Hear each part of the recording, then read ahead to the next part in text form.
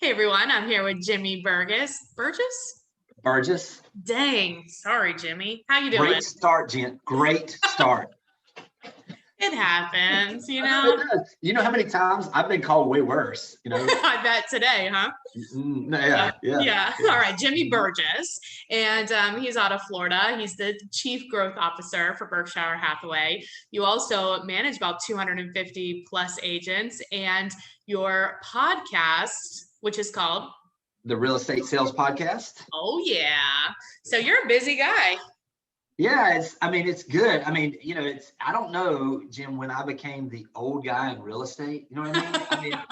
When did I'm 50 years old and I've been doing this since I was 23. And so all of a sudden you look up and you're like, what happened? You know what I mean? And so, I think it's just, you can keep doing the consistency and keep growing and keep searching for new ideas, kind of like what we're doing today. Yeah. And all of a sudden it happens. It does. That's exactly right. I thought, I'd be in like 10 years or less, make my money, buy my properties, get out. But then I think like it's been over 12 years now. And it's like, well, what else would I do? And I've never done crack, but real estate's pretty addictive.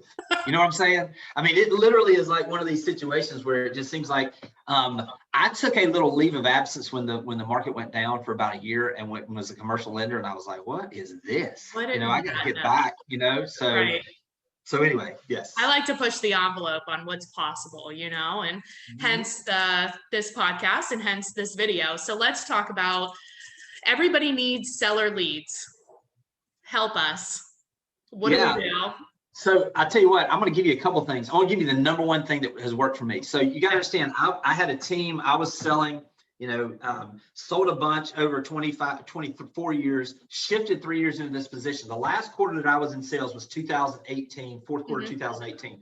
So what I did is I utilized BombBomb. You could do it with Zoom like what we're doing, but I did unsolicited video CMAs for my people that I had either were buyers of mine in the past, people that had stopped by and met at an event or an open house, or just people in my farm area that I'd talked to. Somebody maybe that had said, well, we might sell in a couple of years. Right. I didn't ask them. I just went in and I recorded my screen and I gave them an updated idea of valuation. Now, by recording the screen, just like this, where they could see me, it kind of filtered through those people that didn't need to work with me, that weren't going to be a good fit, and the ones that did. Right. And I literally, Jenna, the way I had three things pulled up. First thing I did was I did Google Earth, where when I started it, when I would push start, I would push their address and it would do this cool thing where it comes from outer space right up on top of their house. Oh, that's so cool. Yeah, I've seen that. And it grabs their attention. And then the next thing I would do is I would already have everything pulled up on the tab for all of the comparable sales. I would show them the comparable sales, active, pending, solds. I would go through and say, based on this, here's your three closest. Right. Here's roughly, and I would never give them an exact and say, because, especially right now, what we're doing, we're like, listen, I haven't been in your house in a year. Nobody has. Exactly. And so what I want to do is just give you a rough idea of this value. And then I would give them a range, and then I would have the net sheet. I would tell them, hey, typical closing costs for a seller in our market. Here's roughly what the whole thing, huh? Getting the whole thing. And then I didn't even ask them if they want to sell. I just, like what we're doing right now is we're just like, hey, as we're coming out of this, great place for you to have a marker where where roughly your value is. And if you're thinking about, if you're curious about exactly what it would sell for, take me 5 minutes to walk through the house. I can tell you exactly what it'll sell for right now, which may be surprising. And then I would just say, hey, listen, I just want to be a resource. If you're thinking about it down the road, all you've got to do, and I would put the title, their address, valuation update. And I would say, all you got to do is come back and just search in your email for your address. This video will pop up. You can see how much it's moved. Nice. The beauty of that is that it has a tail. So when I did these, I'll tell you exactly what I did. I said, I'm going to do one a day that last quarter. Now, listen, I took some days off, obviously, Christmas, New Year's Eve, some weekends. All the days you work. Thanksgiving, you know what I'm saying? And so all of a sudden, I had 72 days that I did one video unsolicited CMA in 2018. I shifted into the position I'm in now in May of the following year. Between the time that I started, October 1st, and that date, out of those 72 unsolicited video CMAs, I generated $11.2 million worth of listings. Wow. Directly from that. Now, here's the crazy thing, Jim. That's just the listing side. I also had, some of them were sellers and buyers. Right. So there was more volume that was generated. Right. Not only that, is last year, after I shifted, I quit really working. I referred everything for the most part out. Right. And then I was like, what am I doing? You know, Right. when the pandemic hit, because I didn't have, you know, as much to do. Right. And I started getting last year through the pandemic, without contacting any of those people, from those 72, I generated another $5 million worth of listings for people that went back and looked and called me and said, hey, can you do an update in one of these for me? I like it. So I think I want to pull something out of here real quick that I want to make sure that people hear. And the reason why I think you were getting that is, one, that it was very specific to them. It was Yes. not a generic communication, and they already knew you. And it was a medium that a lot of people, like how they consume the content that you're providing. Like, these are like key points when you're communicating. And when they wanted to. So listen, if I sent them the email, you know, sometimes it was hard to get a husband and wife together. You know, especially through now, right now, it's really hard. You know, maybe they don't even want to. And so now they can look at it whenever they want. The beauty of using BombBomb that I used is it would tell me. So down in the bottom right corner, it would tell me. So they opened that. And so then I always knew. So it was, and then I could see, I could track it. Oh, they've opened that thing 10 times. I probably ought to follow up with a phone call and just say, hey, just want to make sure you got it. And then they're gonna be like, well, we watched it a bunch. Yeah, absolutely. We're curious, you know? So that's, to me right now, that's the most personalized thing you can do. Everybody's one. Great idea. I love it. And that way, the people that are like, they don't want to pick up the phone and call, this is still like, it's close enough because you're still like talking, it's visual, it captures, you know, a handful of senses. It does, and it has shelf life. That's the thing, is if I go post something on social media right now, it's gone in an hour. This kept generating, you know, opportunities down the road. So it was one of those where, because it's different, they keep it, or they remember how to go back and get it, so that whether I was sending a mailer or doing something else, it's gone. Now this had something where it just kept generating. Let me ask you a clarifying question. So if you had, let's say, spouses, there's two, did you send the video to both of them on different days? Like, how did you do it? Send it to both, and I addressed the video to both. Okay, gotcha. And because I didn't want one or the other to feel shorted, to be perfect, because a lot of times you don't really know who is the decision maker. You know, so you just did like a group text with the video. Yeah, the video went to both of them, and when I would start recording, it was just me, you know, and I would say, hey, Jen and Bob, this is Jimmy Burgess. Bob, that's my husband's name is Bob? Is it? Is it Bob? No, I don't have one. Maybe you're that would have been amazing though. Yeah, that's exactly right. I'm talking it over you right now. So yeah, I mean, it's just, I wanted to address everybody that might be involved. And by doing that, everybody, and you never knew, one would get more interested based on the numbers than the other, you know, and one was more emotional than the other. So it was something that gave them an opportunity to all have a fair shot. I'm trying to think about this too, like, and take this and spread it out. So like, you could even do something like this if you have, like, let's say you don't have that many people to talk to, right? You could do it for the people that you talk to. Say you've been in business for 5 years, you've sold 10, 20 houses a year, you've done all that. You could then also start doing it for like the houses that you just sold or houses that you just listed.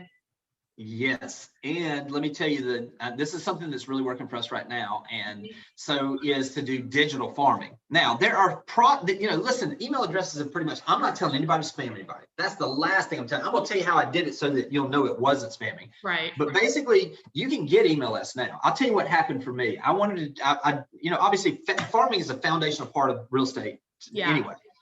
But there are ways you can do it now, less expensive, more personalized, and get a higher return. So that's what happened for me. I had this listing back in the day with this little condo, and there was about 110 condos in this little complex, and the seller forwarded me an email from the HOA that said, hey, we'll be paving the parking lot, so please don't access the front doors this day. Oh, no. They sent it to me. They didn't blind copy.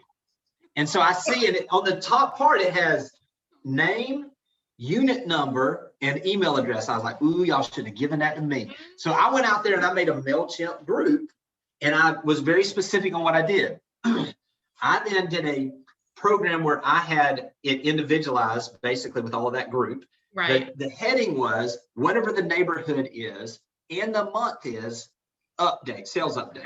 So for this one, it was Beechwood Villas condos, Beechwood Villas sales, May sales update, for instance. Right. Here's the crazy thing is I got 85% cold open rate because it was so personalized with that. Right. That's Now, crazy. all I did was I had on MailChimp, I had a picture that was put in there that was then directed to the video. I used BombBomb. You could use a Zoom link. You could do anything, Whatever. YouTube, whatever. Yeah. And I basically took a picture in the neighborhood. I mean, this was not high tech for me at that time. Right. I went to Google because the most interesting thing on the internet right now is the YouTube play button. So I went to and found and just Googled YouTube play button image. I grabbed that in Canva and put that on top of that. Yeah. And then I put up there, you know, that neighborhood sales update, sales update. Right. That was the picture. When they clicked on it, it was redirected to the video. The video was just what I was talking about. I'm just recording my screen instead of doing it to one. It was like, hey, this is Jimmy Burgess. Just wanted to give you an update on the sales that have happened in the last month in Beechwood Villas. This month we had 2 go pending, 1 come on market, and 3 close. Here's the numbers. Listen, if you're out there and you're curious about what yours might be worth, you might be surprised at where it is. Listen, I'm here as a resource. Yeah. And that was an out of town group. And I would just say, hey, if you're curious and you want to just get a quick walk around of your place, I do that for a number of the owners. Just let me know. I'll be glad to help in any way I can. I sent that out. The first month I sent it out, I was like, well, nothing happened. Nobody complained though. 85% up open rate. People are going to complain. I'm not spamming them. I didn't even try to sell them anything. All I did was give them the information that they already wanted. Right. And then the second month I sent it out. And after the second month, I got my first listing. Consistency, you know, it's our repetition, reputation. So each month I did it, it's like a friggin' ATM. Every single month, my family member wants to live in there. If you know of something, please let us know. Hey, I'm just curious. We're thinking about renting or selling ours. What do you think the value is? Hey, we've got to move, or we're wanting to upsize. Yeah. And so that consistency did that. Now, let me give you a couple ways to do this if you don't have that happen for you, okay? Because there are ways, okay? Mm-hmm. Truth Finder is a great tool that you can get email addresses on. You can also use Cold Realty Resource for primary residence stuff. You can use a number of different things that are out there right now. Email addresses are pretty much available. They're pretty easy. Our one of our partners, Vulcan 7, they have emails too. They have their neighborhood search. I used Cole for a long time and I like Cole, but Vulcan's is a little bit better. And so I'll put a link in there if people want to get that. But yeah, I love it. And it's not going to be perfect. But listen, if you're going into, I went into a subdivision that had 400 homes and the average sales price was $2 million.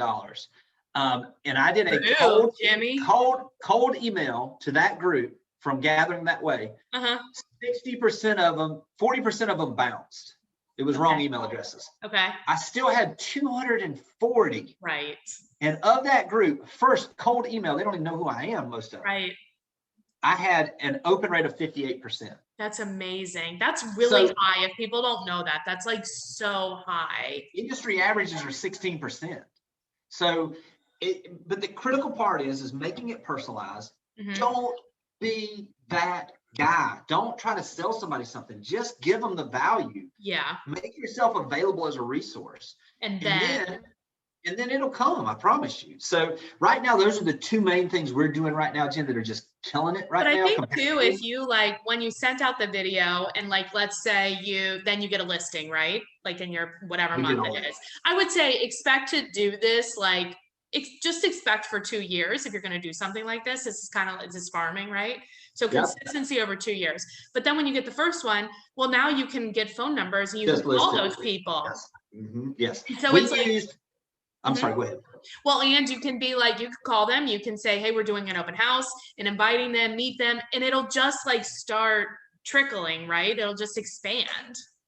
And if we even used on some of the larger neighborhoods, we went out there and just used slide broadcast, recorded one message, like you're saying, hey, it's Jimmy Burgess. Just want to let all of the owners know that we just took a listing that's getting ready to come on the market. Yeah. We love to let the owners have the opportunity to at least choose their neighbor. So if you have a family member or friend that might be thinking about it, just give me a call. I'll give you all the details. Or if you have a neighbor you don't like, definitely call me back and let me know. That's exactly right. Yes. See, I used to do the slide too, but I don't really like the slide because I want to talk to them, right? I want to hear their voice, but I will leave a message and well, as you know, I use Vulcan, so you can record the message in there, but I actually find like I like leaving them because people will pick up if it's a home line. They will end Here's up the, picking up. yes, and here's the critical thing. I'm with you, but there were certain ones that, you can't get to, you can only get to so many. Well, the Right. beauty of using MailChimp on that was it would tell me who opened those and how many times Start they opened there. it. So we would take our top 20 Yep. and we would call those folks Of course, start there. They're individually, and then the engaging. others we would just bulk out. You know what Well, I mean? and then what you can do is like if you don't get them, you can also then do like a video text to them. If you're using Yes. BombBomb, you could be like, hey, so-and-so, just want to let you know. And that could be like your message. Yes. And now they have it in a text, which most people read text before they listen to their voicemail these days. Absolutely. Absolutely. I mean, that's a really good, I really like that strategy. You're so smart. You're right.